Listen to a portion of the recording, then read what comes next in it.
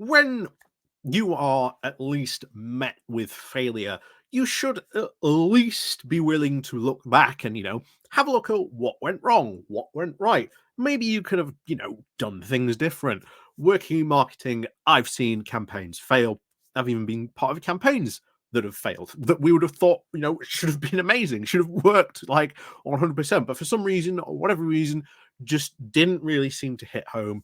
Maybe we missed the mark. And of course, we reevaluate these things. We look back on it and go, maybe if we'd done this bit differently, maybe if we tweak this, even with a successful campaign, you go back and you look at, okay, this was really successful. Why was it successful?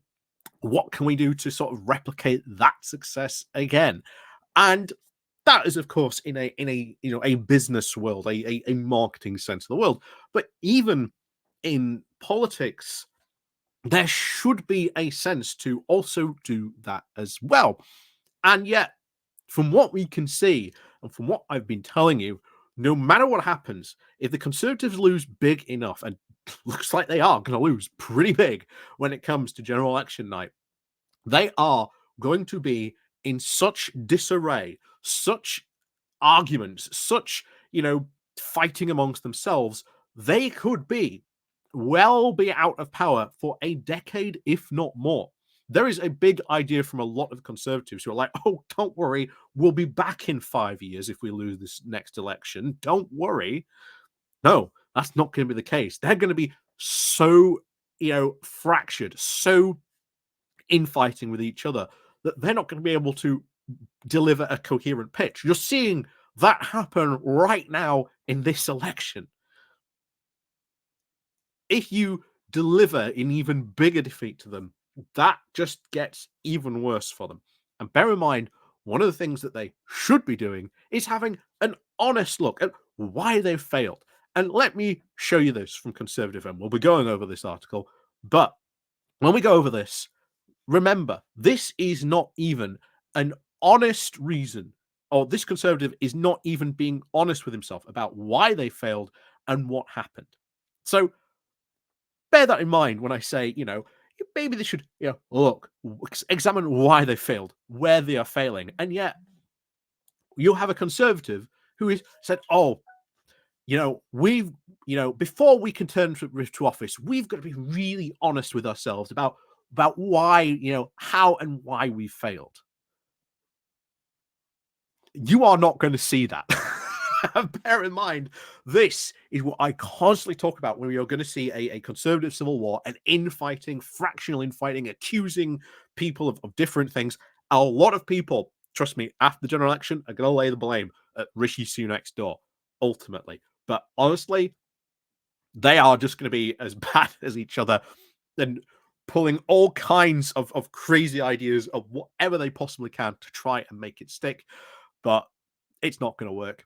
And honestly, this frees up the room for us to go and do a lot of progressive things. And meanwhile, they won't be able to do anything about it because they'll be so fractured, so broken, just so disorganized, fighting amongst themselves. They won't be able to do a single thing about it, which is what I keep on saying about the opportunity of this general election.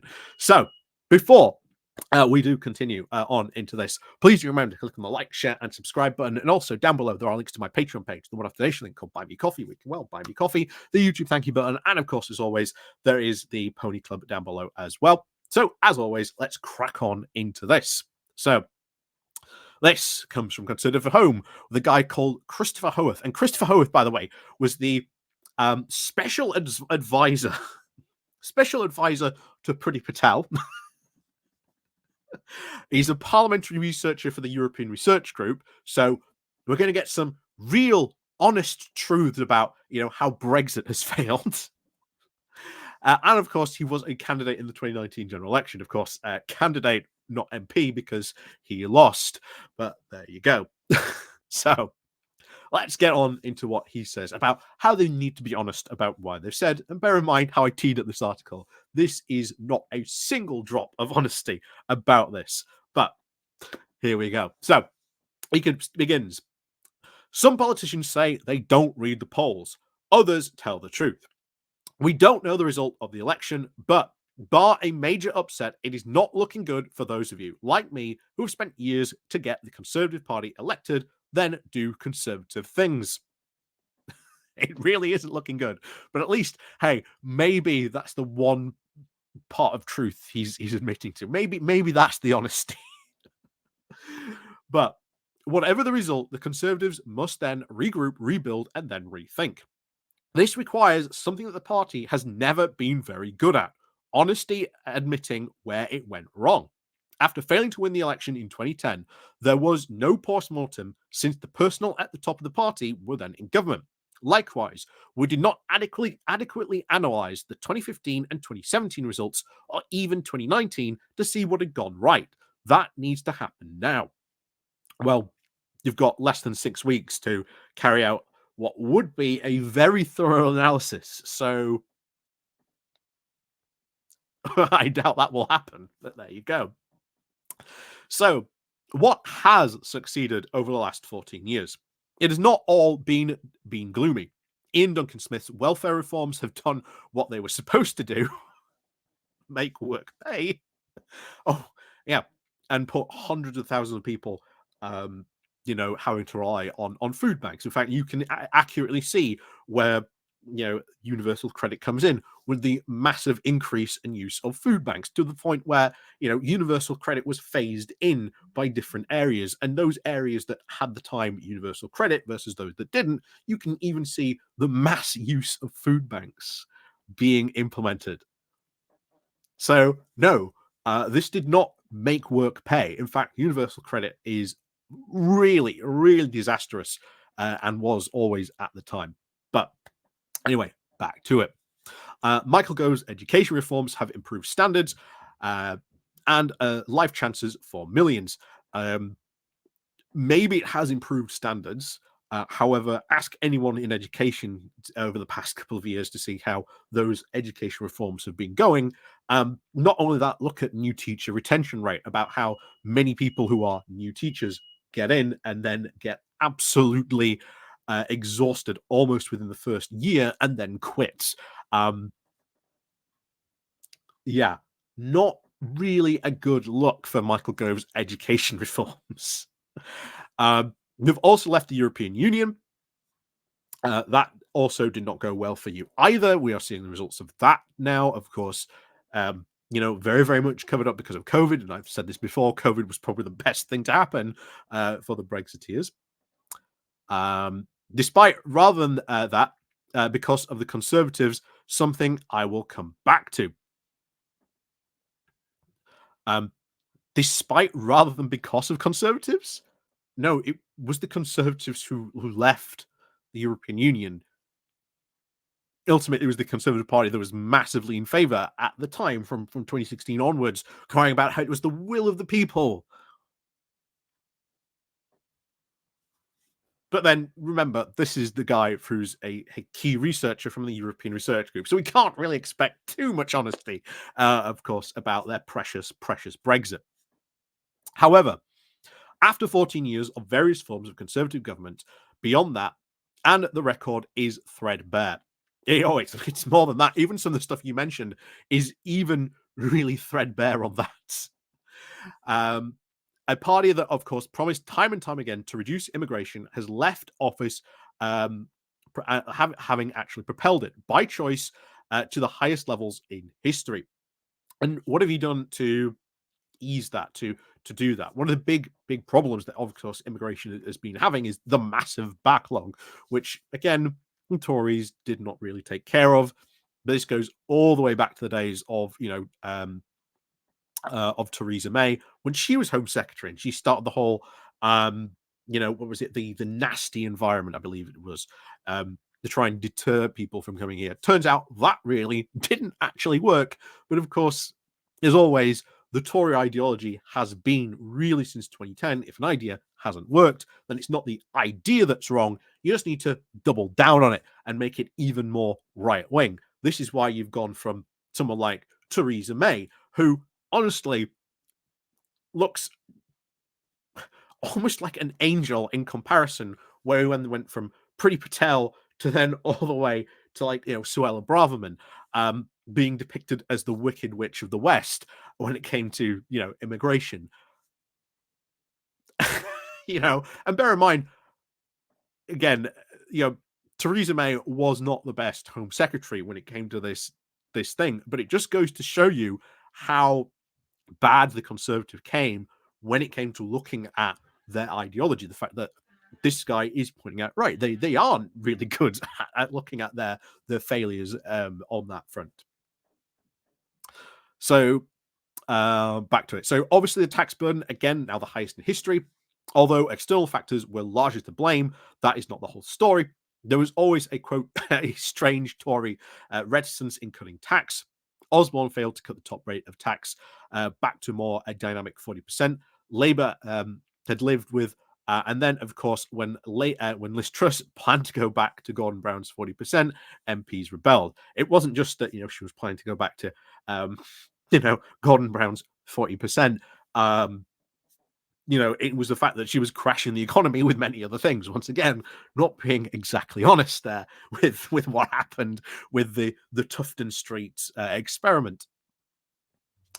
And of course, we then went into the 2010 general election, promising to cuts to inheritance tax, and of course, periodically reprised that same idea. But curiously, it never delivered, because inheritance tax, if you look at the history of it, dates back to all the way back to like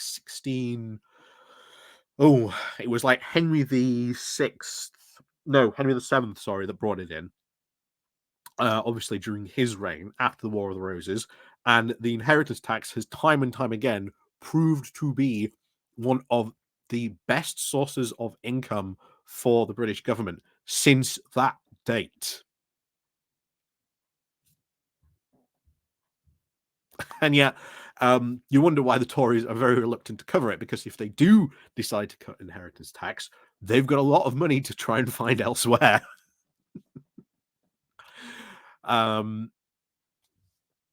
So back to it. Nor was waste in government spending actually tackled or redundancy programs curtailed into any sustainable manner. The promised, quote, austerity was nothing of the sort, just bad marketing covering up the fact the state remained unreformed. Interesting. So austerity wasn't austerity. Guys, you thought that was austerity? Oh no, that was just a really bad marketing plan. Again, honesty from the Conservatives. And of course, he continues saying, we are not even good socialists. When interest rates were low, there was a perfect opportunity to actually renew the UK's infrastructure. But at the best possible time, we cut capital expenditure, except for the vanity project that is HS2. HS2 is not a vanity project. It is the single biggest infrastructure project the UK has had in a long time, which would help solve a lot of issues we are facing on the rail front. I don't want to go off in that HS2 rant, because we'll get massively derailed if we go in that direction. He is to say, of course, he says, "Oh, we have this wonderful opportunity to renew the UK's infrastructure when inflation rates were so low. So why do you not do that and put all that into HS2 then, to speed up the production, to get things moving again?" Oh no, because again, HS2 for again conservatives like this was it was never going to work. It was just a too expensive project. Anyway, but back to it. So when it comes to obviously the constitution and the nature of society, we are a party again to chalked up to several failures. Not only did we accept the disastrous devolution settlement, but we accelerated it, adding to the centrifuge forces pulling the United Kingdom apart. Devolution ultimately has proved really, I think, successful in many cases. And of course, you can point to failures where devolution has failed. I think you've seen the fact of the rolling out of like regional mayors has been sort of really prominently very good. Andy Burnham, a very good example of a regional mayor. Um, you're seeing them take, public transport back into public ownership. There's a lot of good stuff that these, Labour mayors are doing. Of course, versus Ben Houchen and the dodgy dealings that is going on the Teesside Freeport. Of course, once we get a Labour government in, then go in the National Audit Office, and then we'll find out what's really going on the Teesside Freeport. No doubt, Ben Houchen is probably incredibly worried about what's going to happen there. But we'll find out, of course, after the general election when all that probably starts kicking off. But anyway, back to this. Even before the spectacle of a Conservative and Unionist government building a border in the Irish Sea, well, once again, we have to ask the question, where would you put the border? Because you can't put it between the North and Republic of Ireland because of, the Good Friday Agreement. But again, there you go. We've only been asking that question for, well, years now at this point. Conservative prime ministers have also accepted the separatist logic and conceding powers to the SNP, the Welsh Labour, and then to other local proponents. Yes, because that's what you do with devolution. You decentralize your power to give it to other regions. Oh, there. Well, at least we know what he thinks about devolution. Anyway, on cultural issues. What is normally a Conservative Party has now accepted the vocabulary and reasoning of the progressives. Yes, some Tory MPs occasionally have a pop at the excesses of, quote, woke, but for the large of, quote, woke has now passed through the Conservatives as it to be other British institutions.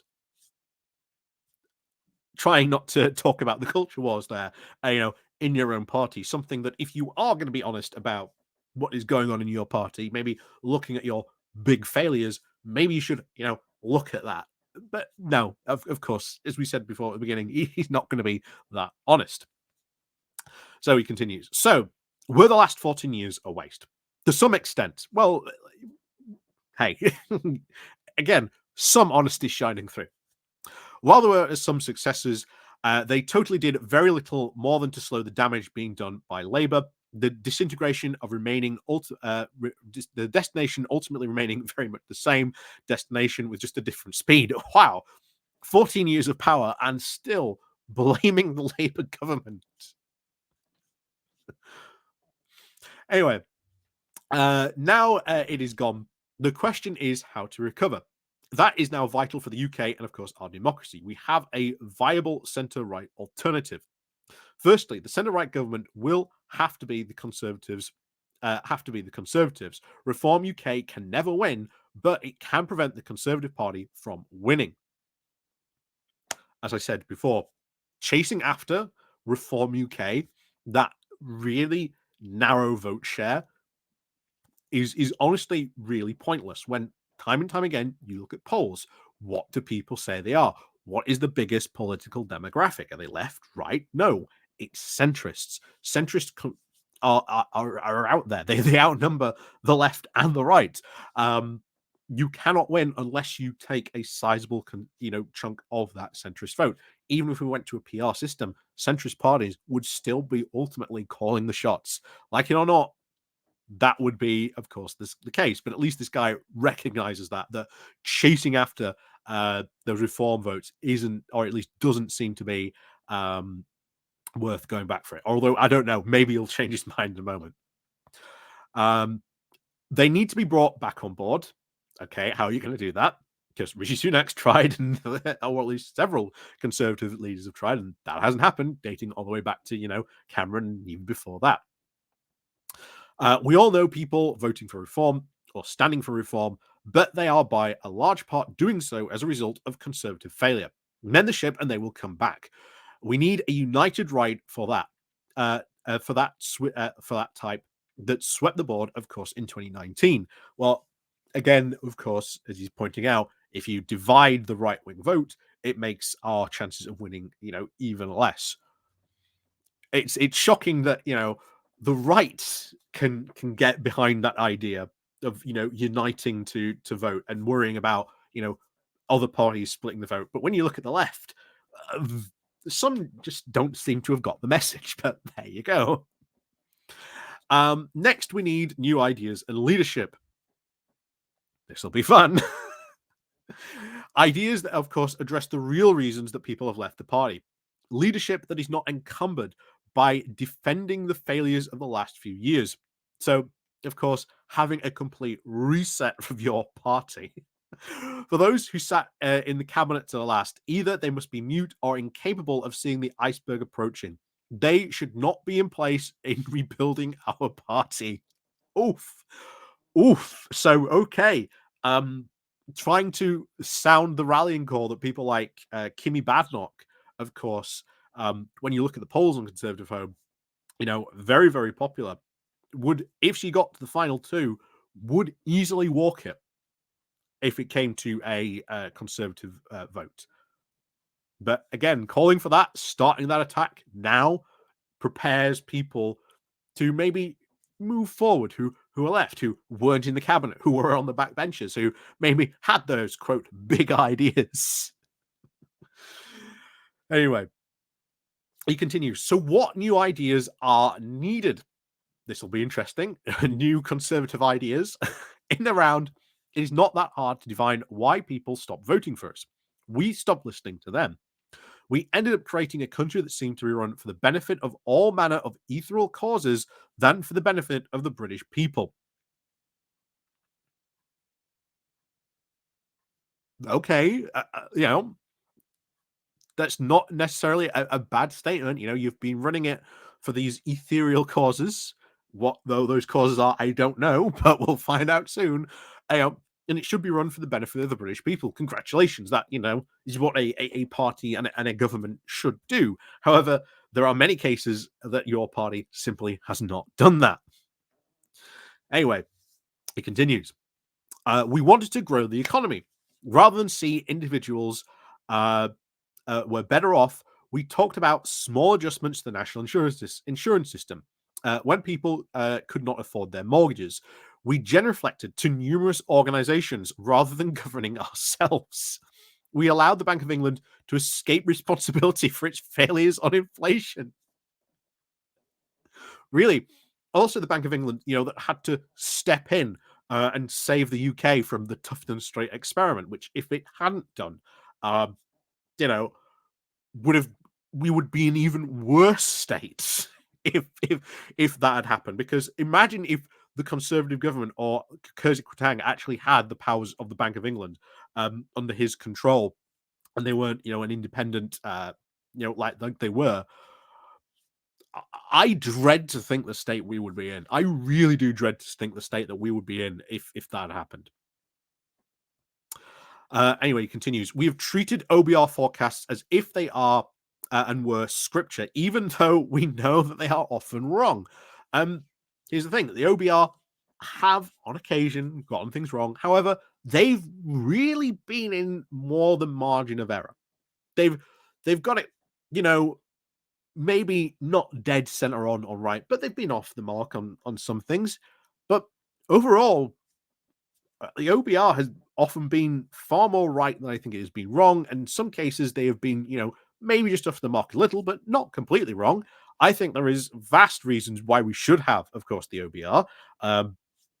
But of course, the Conservatives hate it because anytime they've tried to do anything economical, the OBR comes out and tells, okay, if you're going to do this, this is what the economic consequences would be. And then people have gone, oh, we didn't realize what the economic consequences were going to be. Thank you for telling us, OBR.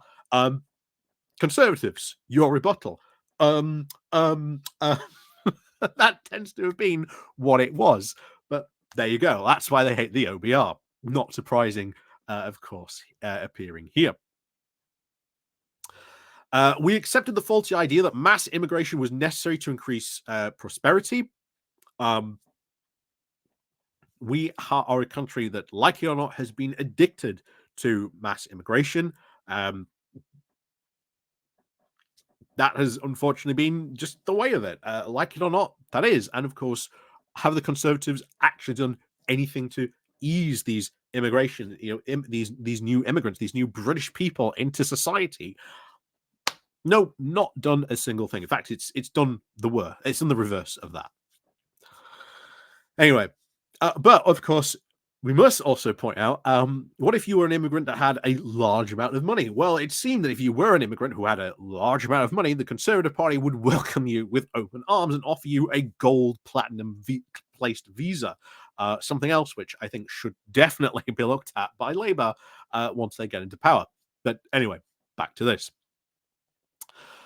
We took now the easy decision to write new visas to cover domestic failures rather than to invest in UK workers and training. Well, you could have done all that. You could have invested in UK workers and training, um, but you didn't. Those two things are not, linked together at the hip. You could have done that. You could have invested. You could have incentivized companies to do that. You could have done that. The apprenticeship levy was horrifically abused by multinational companies, hiring, cheap UK, workers who would have maybe a job, maybe for a year, 2 years, depending how long the apprenticeship lasted, and then they would not they would not then get the continuing job because the companies knew that they could just hire more apprentices in, and thus the conveyor belt continued. Meanwhile, of course, SMEs, the predominant mode of which employs most people in the UK, crying out for these types of apprenticeship, couldn't even have access to some of the levy in some cases, would love to take on apprenticeships, but they can't, they couldn't. And that has massively affected on that on a whole scale. Maybe I'll do a video about that at some point, but it's worth talking about at some point. But anyway, back to this. But above all, we failed in our contract with our core voters. Oof.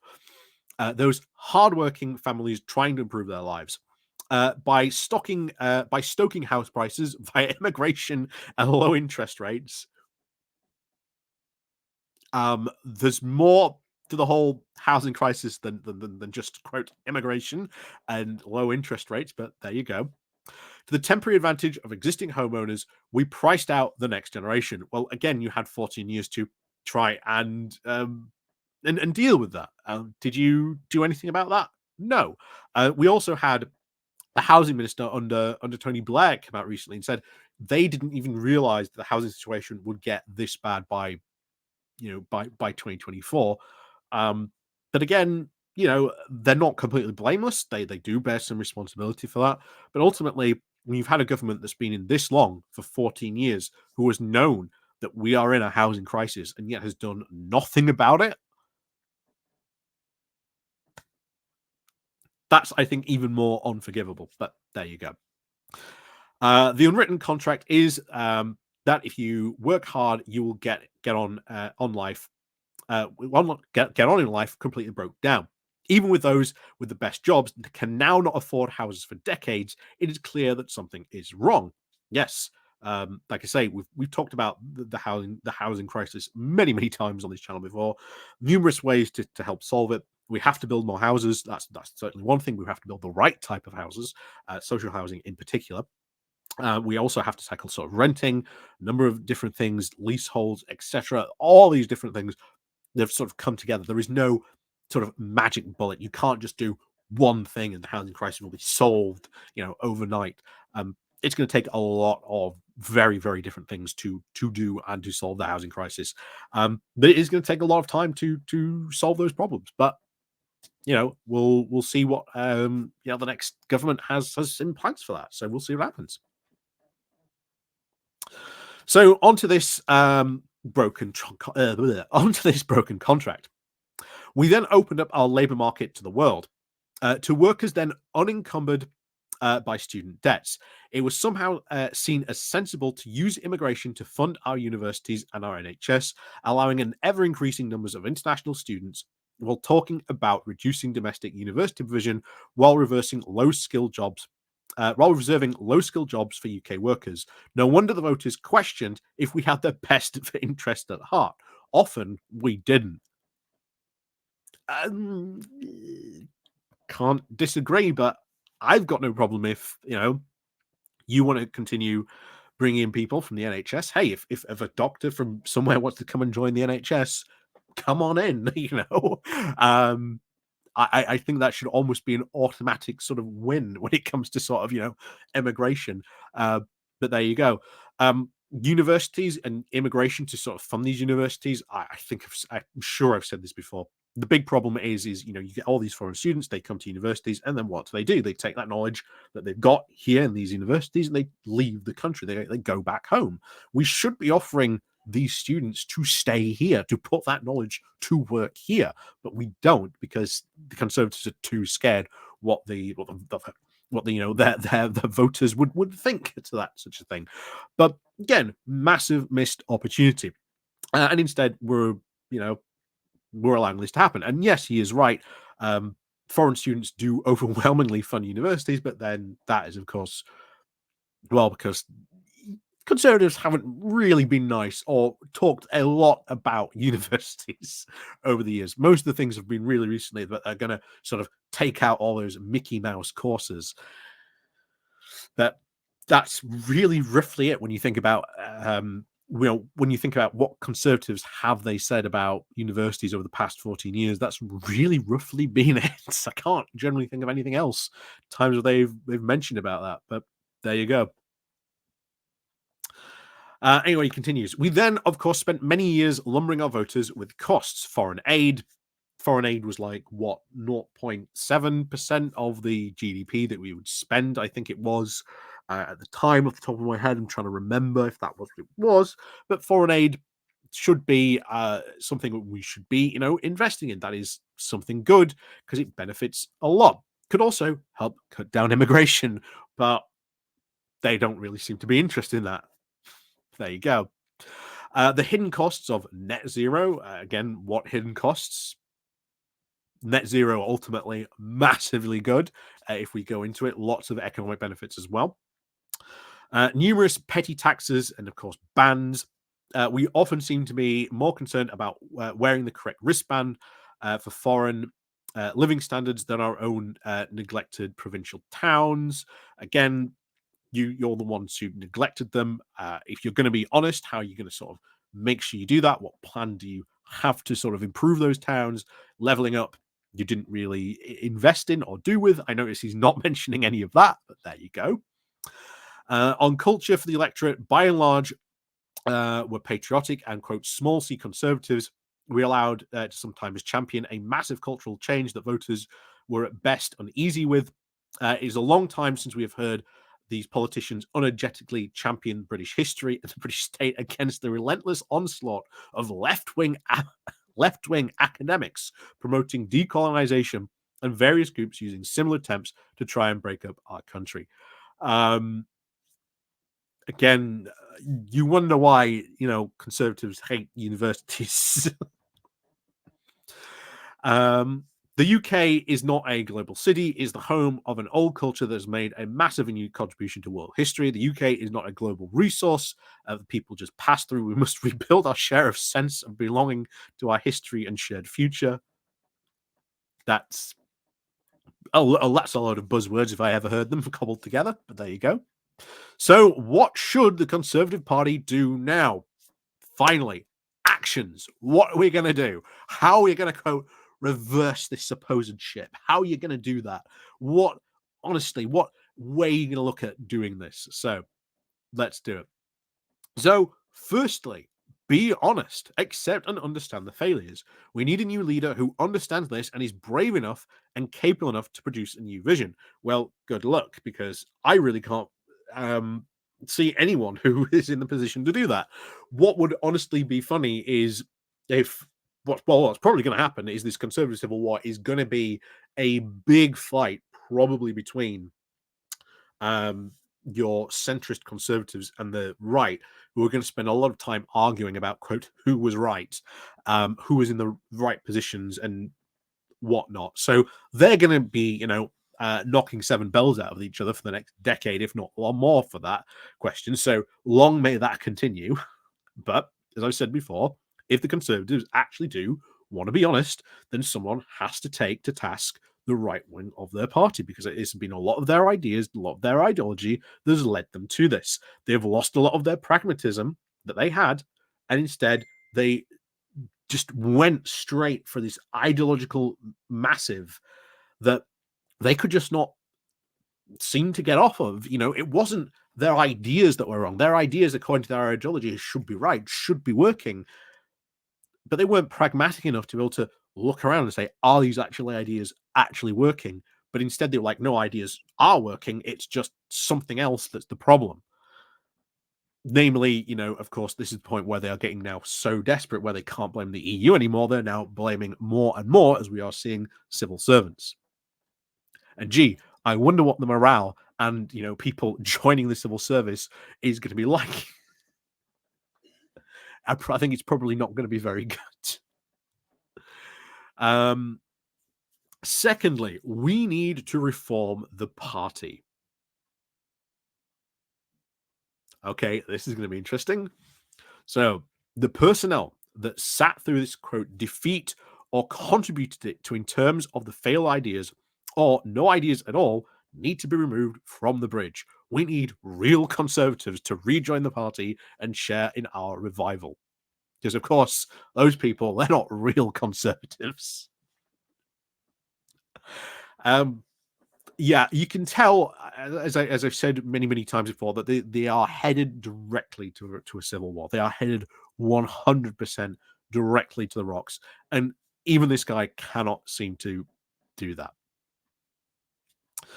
When all that is done, we can then rebuild. And now, when we do that, we find that it is not all doom and gloom.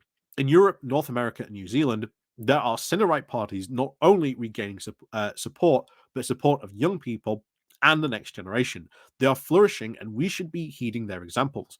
Voters are keen for parties that return to basics, values our culture, and prioritizes its people.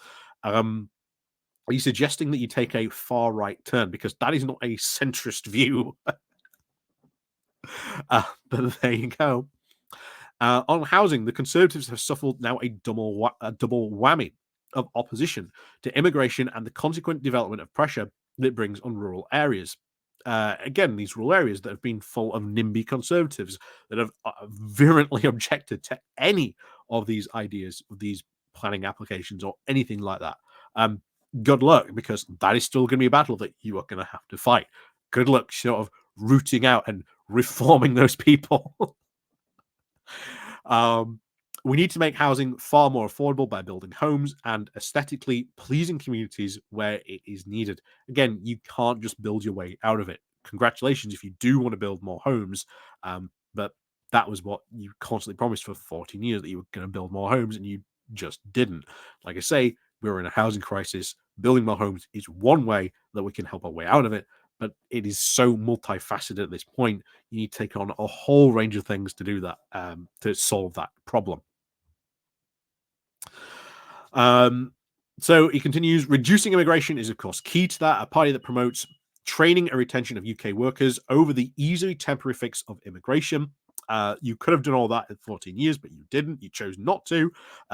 Why are you suddenly going to decide to do that now? A party that is on the side who those who want to get on, work, and save. The party that promotes the UK and its culture over the disparate hostile cultural forces of separatism, nationalism, and left-wing decolonization. A party that wants to govern, not administer, by leave of various quangos. Well, it was your party probably most responsible for a lot of those. But hey, there you go.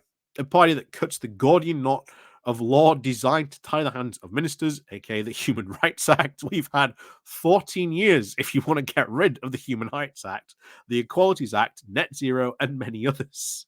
Gee, a party that wants to get rid of the Human Rights Act and the Equalities Act.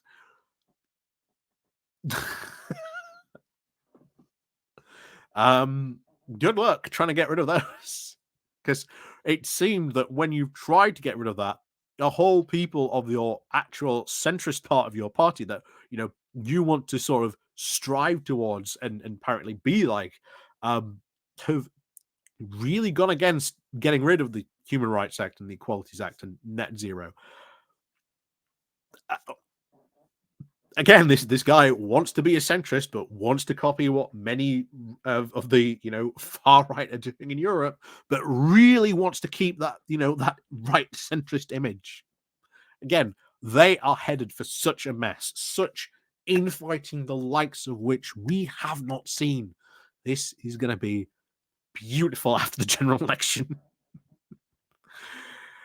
um, So, a party that wishes to reform the state to concentrate on what it does well and accept that is what is not everything.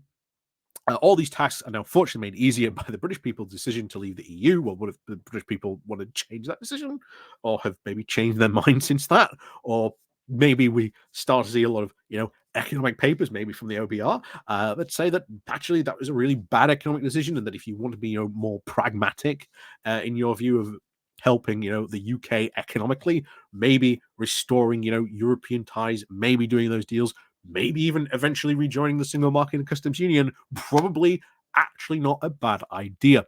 I do think eventually there might be a faction that does form in the Conservatives that are actually do become very pro EU, um, and do sort of start tackling now the fact that a lot of these problems were caused by Brexit. The part of the where the Conservative Party ended up ultimately caused by Brexit. But again, this guy, member of the European Research Group, of course, he's going to be very precious about defending his Brexit. And then this is this is the part I find really funny. While we must be honest, the Conservatives wasted 5 years of politically actively fighting to reverse a strong Tory government, can actually use its position outside of the EU to cut back stifling EU laws. Wait, so the Conservatives spent 5 years trying to reverse Brexit. I again trying to rewrite history there, aren't we? Trying to rewrite history. They weren't the true Brexiteers. Anyway, cutting back EU laws. Anyway, out of the EU, we can now secure our borders. Again, how? do please tell us. Create a sense of national purpose, and of course, stem the population increase to solve the housing crisis. Again, that's not going to work because you always have a rising population without, um, immigration. Again, not really. Once again, solving a lot of the underlying issues to some of the things. Maybe mentioning one of the things, but not the whole crisis that they have let happen. Of course, with Brexit now, we can play a wider role via AUKUS and our new trade policy. The Pacific Partnership isn't really good for us. We've been over that many times before. It is going to be really disastrous. It's going to sort of force a lot of stuff on us we don't even want. Of course, the whole secret courts thing as well. That's going to be fun when those start to appear. And of course, AUKUS, very, very much focused on the fact that, China is going to be, quote, the problem. When we've got, Russia on our doorstep, of course, focusing on the very, very much badly, poorly timed defense review paper that came out saying that, oh, we don't need a large land army anymore because it's all going to, kick off in the Eastern Pacific, the Eastern Pacific, where all these free market fundamentalists dream about the growth that's happening in these developing economies. Of course, they are developing economies, hence they are growing. That growth does not necessarily translate to the UK. But there you go. They don't understand how trade seems to work. But hey, there you go. Where are we? So, okay, there's a huge opportunity. Labour is, quote, incapable of doing any of these things, as they have not come to terms with the new post-Brexit world that we can quickly run into all these very same problems that the Conservative have. Well, we'll see what happens in the next couple of years, but I think they're going to tackle some of these things quite well. But if we have our solutions in time and in opposition, can be short and, of course, very well spent. 2019 may not go down in history as a complete freak result, but the beginning of a new Conservative coalition forged in opposition. Good luck, because it is this 2019 coalition that fractured very quickly that is your biggest problem. Those people who lent their votes to the Conservatives in 2019 saw that actually the Conservatives didn't keep their promises, even though Boris Johnson said, trust in us, don't worry, We won't let you down. They have. They're not going to come back. Um, of course, the old traditional voting heartlands very put off by the fact that all this attention was being given to these new areas that had won. They started to wander away, maybe wandering to the Lib Dems, as we've seen in some areas, in some cases. That coalition was a once spot that Boris Johnson managed to knit together, and of course came very quickly apart at the seams. So much for honesty. And I want to read this comment because this gets it so right what is happening here. This was by Grumpy Old Man who left this comment. He said, "The headline is right. We have to learn what we did wrong." He said the biggest thing we did wrong was to be continued to be obsessed about Europe.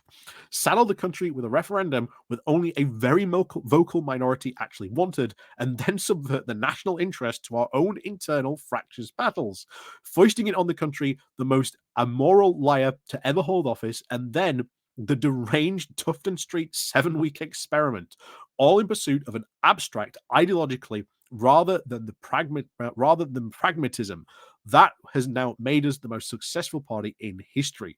Brexit unleashed all our worst traits, and until we actually deal with that, it is rightly that we'll be not entrusted with power for a very long time. Again, he gets it right. That is actually a conservative shockingly being honest there. And someone agrees with him, continues as well. He says, lots is in here that looks very right. But the party is actually capable. But is the party actually capable of looking at austerity, i.e., austerity for the middle and lower classes, marvelous time for the rich, the corruption, cronyism, death of the talent in the Tory puddle of talent, the subversion of the constitution by the Conservative Party, the courage to actually now face down the wingnuts pandering to the US in foreign policy, the Brexit disaster, the half-hearted acceptance of the realities of climate change, demographic crises of who the Tory voters are. No sign of that yet. Like I say, they are not going to be able to look at themselves honestly. I've said that I don't know how many countless times. They cannot and will not look at themselves honestly. Anyway, we've been going on for about almost an hour at this point. So anyway, time to cut this. But I think you get the point. I think you get the point at this point. Regardless, when they go into opposition, they are just going to fight. That article just shows you how different groups and people in the party are. I would not be surprised to see even more factions pop up post the general election and say we are the new leaders of the Conservative Party, and that's just going to cause even more trouble. And that's going to be hilarious to watch. So roll on, I say, the general election, and of course afterwards, because oh my word, if you thought the salt mining that I did after the general election was bad, wait till you see this. Wait till you see the mines. Wait till you see the mines afterwards. That we are going to plummet or sink to reach the finest, purest salt that is going to emerge after the general election. Honestly, it's going to be a thing of pure beauty. Anyway, as always, thank you very much for watching. And of course, as always, we'll see you all next time.